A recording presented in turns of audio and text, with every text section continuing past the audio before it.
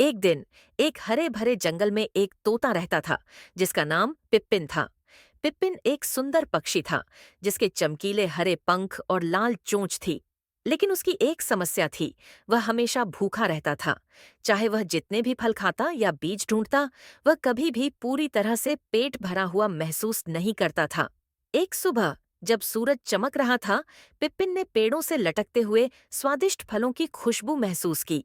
उसका पेट जोर से गरजने लगा और वह अपनी जगह से खुश होकर फड़फड़ाते हुए उड़ गया। उसने एक आम खाया, फिर एक पपीता खाया, लेकिन हर कौर के बाद भी उसके पेट में खालीपन था।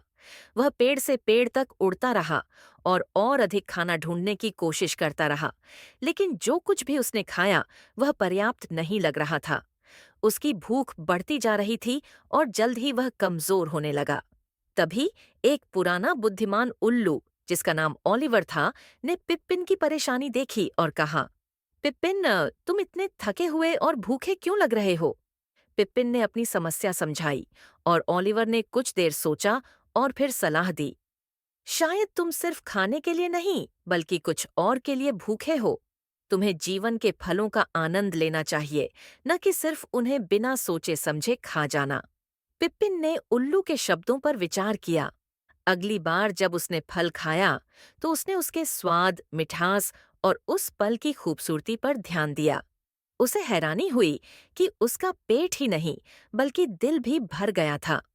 उस दिन के बाद पिप्पिन ने जीवन की साधारण खुशियों की कीमत समझी और उसकी भूख समाप्त हो गई, जो खुशी और संतोष में बदल गई।